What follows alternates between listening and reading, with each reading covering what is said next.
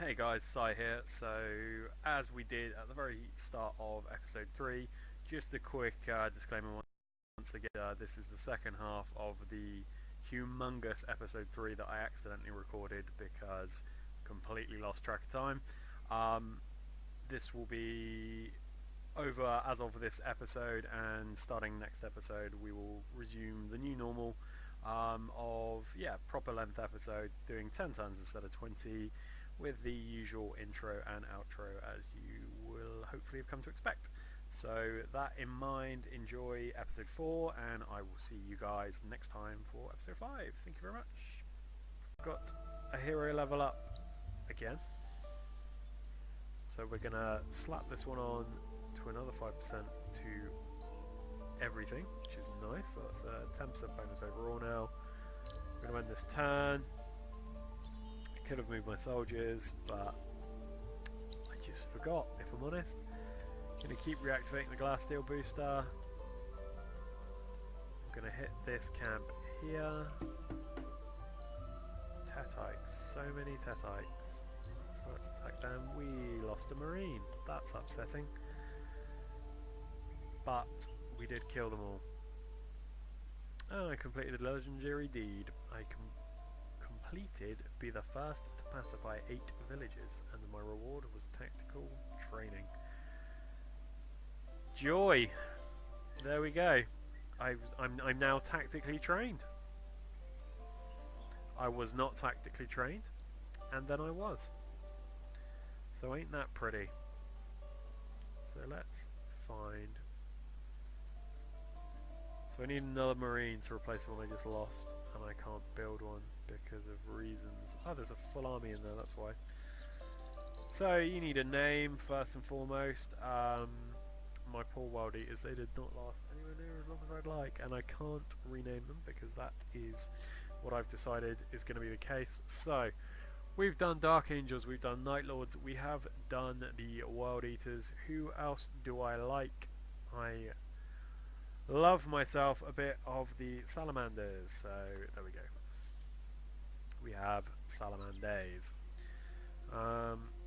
He is going to go straight up here because there is some fighting to be done, and he's going to be supported by the army that I built, or am building. Sorry, it's still underway. So that's fine. Now let's just see if we can attack. Are these the... No, these are the giant guys. So that's who killed us before. That was a little scary. Oh, I need construction. Okay, fine. So let's go for approval buildings. Just get them up, and wow, I've got some good production in the city. Well, I've got some really good production in the city. Look at that, that's not bad going at all.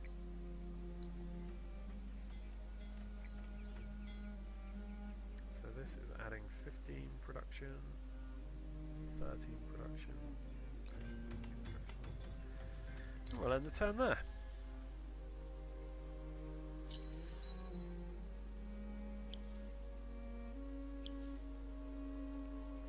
So let's move over to the giants. Now let's see if the salamanders fare any better than their world-eating cousins. Oh god. Wow, look at that. There we go then. That's one camp done. 3 to go. And what was in this region? Was there anything worth settling? Just Palladian. I don't understand this. There's usually so many more resources in each region. I mean, I like Palladian, I probably need Palladian, but I also need that glass steel. Glass steel is my holy resource, that is to say the resource that I'm using to get a benefit. So yeah, I probably should do that at some point. Just go and flat out settle that. Let's move a few of these into here and just keep that growing with a couple of citizens. it's hard to get the balance of what citizens and how many should be doing what, but usually until it gets to about 10, I like to leave a couple of citizens in the food just to keep the growth as quick as I can make it. But yeah, I just think it's easier sometimes.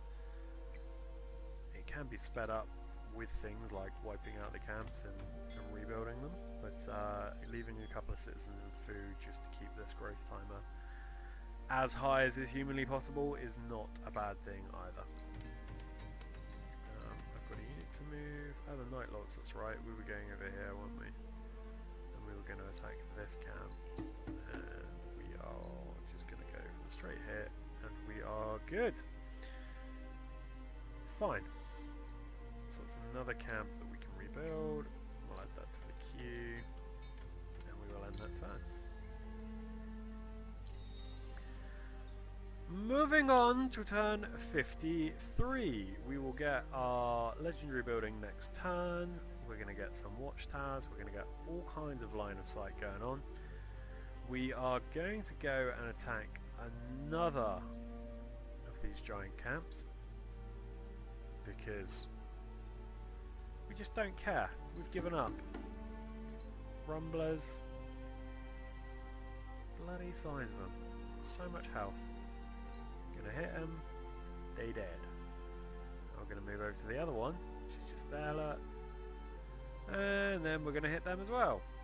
And at this point we may as well just settle the down region, so we'll do that.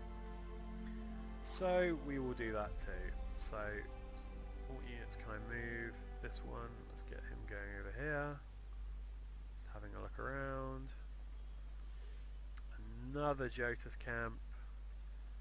Found any other extractor? You found adamantium, which I'm already building. This is so different to my game I'm playing off series, where there are just strategic resources for days. It's fine. I like a challenge, but yeah, it's definitely different. So let's attack. This salamanders, they are going in. It's looking good on the wheel, but the wheel lies sometimes. And we have done it. So we are good. So the settler's coming out next turn, so he's just going to hop up here and colonize that. You guys may as well just go and just continue having a explore. See what we can find. We'll keep adventuring through this. We'll go and hit this camp as well, because why the hell not? Auto. Level 1s don't stand a chance. And we found another adamantium deposit, which is lovely. Found another camp and a gold extractor as well. And I think the gold extractor I can just buy out because it's really cheap. I've got loads of money, so I will buy those camps out as well for the pop boost. And yeah, I will leave that as they are. We'll end the turn. Cooking on gas, guys. That's what we are doing. He says as winter turns up and completely derails all the progress. A new quest, a test of strength. Auriga is alive. Perhaps in ways that no one truly understands. Oh. An ancient manifestation as a guardian has come to life, springing from the bowels of the planet itself. Well, that sounds a little anal. And is roaming one of the regions. Wow. If I wish to understand its origins and mysteries, and perhaps, even master its creation, you must hurry to that region and be the first to defeat it. Do not take the task lightly, however. Fair warning. If a guardian is indeed, as your sages suspect, a manifestation of the planet, its power will be truly impressive. Short version of that, the TLDR version, if you like, is a really, really big-ass monster is now roaming around the map in that specific region. Catan specifically, and I don't think Catan is nearby. I don't know that for sure, but I'm going to be honest, the first time I played this game I just rushed head over heels to try and do that quest, and then it occurred to me that you can just get the tech normally on the tech tree, and whilst I'm sure it's nice to have the bragging rights, it really isn't be all and end all if you do or do not do it on the mission. So we're not going to bother, because we're not going to bother.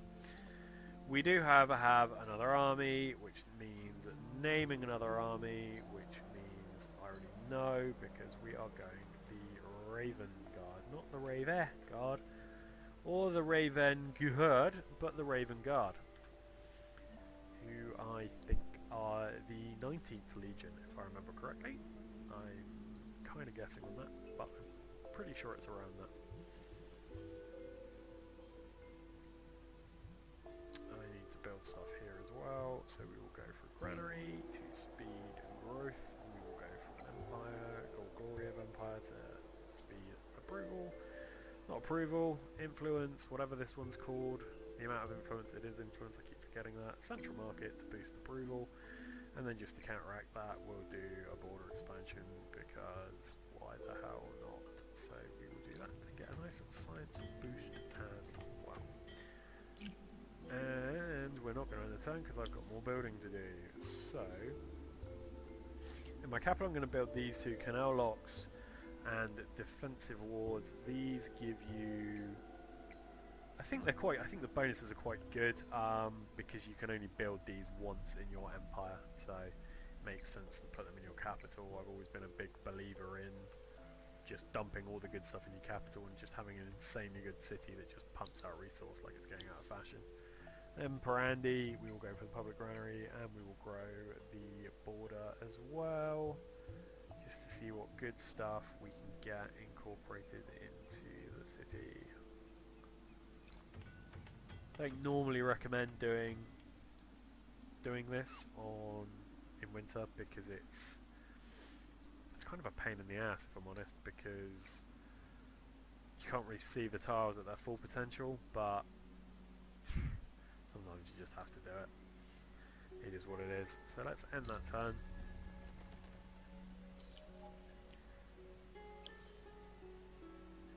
Strategic resources are slowly starting to drip in at a slightly faster rate, he says, just chewing up 40 glass steel on the booster, but it is worth it.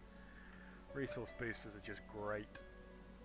It would have been even nicer if I could have had Titan Bone around, but clarify quest conditions. Can't remember the quest conditions. So my faction quest is to assimilate a minor faction, which I will get to. I'm not doing a test of strength. Plague of Savagery, I'm just not around. So Tale from the Dark Season. In winter only, search the indicated temple ruins with 5 red sang. I don't know if I have any red sang. Guessing I don't, because 5 is so minimal. Nope. I don't got no red sang, but I do got some other stuff that I can do resource boosters on, so we will take a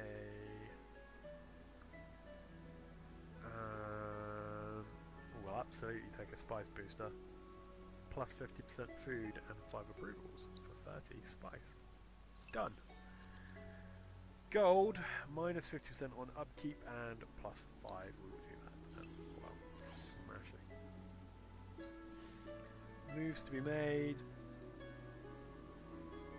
Winter just hampers your movement completely. You can't explore or look as far as you'd like to. It's annoying, but you kind of always have to explore. It is what it is. I need to build more stuff. Unarin. What does Unarin need? Unarin needs not a huge amount of stuff, but it does need its sewer system. It does need a central market. It definitely needs a conscription centre, a Glory of Empire. When in doubt, deep generator, and then we'll have the 2 production buildings as well. I want a food building. Didn't see that. We'll ramp that straight at the top. Says it needs watchtowers. We'll build one of them as well. There we go. Ta-da! And we are in turn 7. We have an empire planned in 3 turns, which is fine. We are exploring this region with the Raven Guard. There is a roaming army that I have just completely walked past because I have planned my move, which is just annoying, but not the end of the world. We will search this ruin. We found 80 dust, so that's completely worth it. Move one tile up, we have found Palladium in Gildrin, I believe it's called. Which is good because we literally just built another settler, so he's going to go into Gildrin and colonise that. Parandi is in that awkward spot where it now can't build anything. And that's fine. I can just let the production tick over. What I will do this turn, instead of using production, I'm just going to put everything into food, and I'll just get a food boost, so that will grow again. And I'll use these couple of turns just to regrow the population a little bit, so that when I do have new buildings to build, I can get a production boost there. Randare, my capital, is in exactly the same situation, so we're going to do exactly the same there. We're going to grow it again. I'm also going to give myself a gold boost, because why the hell not? In fact, how much can I keep? Right, so what I want to do is try and keep this on next turn growth, but still keep the gold high. Okay, so 3 was definitely the magic number there. Fine. So there we go, so it's an extra 50 gold that we wouldn't have otherwise had. And turn, we know they're not going to grow, we're not going to build anything, there's not a lot we can do about that. It's funny, production in this game, it just gets wasted, so if you don't build anything, you create production that you don't use. It's not like you store it up, so it's worth keeping tabs on that. You can store production, but it's not until later that starts to happen. Roaming armies now are starting to become slightly obsolete. We have discovered new luxury and strategic resources. So Mithrite and Hyperium are kind of the 2 endgame ones. They're the best resources in the game in terms of strategic resources. It looks like I have some straight away. Can't build them yet because I haven't researched them, but we will get to that in a second. This one now, I'm going to move everything into production, and we're just going to keep building just all these little, I say little, they are important buildings, but they're more important just to keep the city ticking over. It's sort of, they're not game changers. I'm going to build a cargo dock here, which is kind of like an expansion on water, but I don't think cargo docks come with disapproval. So that's pretty rad. We're going to expand marine yet again, or marine? I don't really know. Do that one. We are going to move. So there's titanium in there.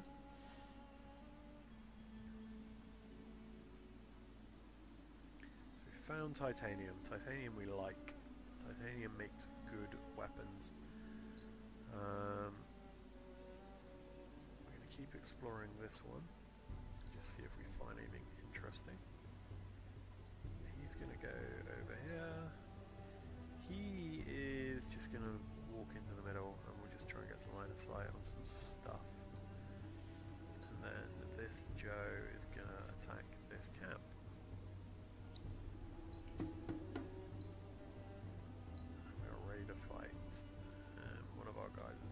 Badly damaged, so we will just move him back into our territory where he will get some health regen. And that ends, Parandi construction. So he still can't build anything, so we will grow that city again.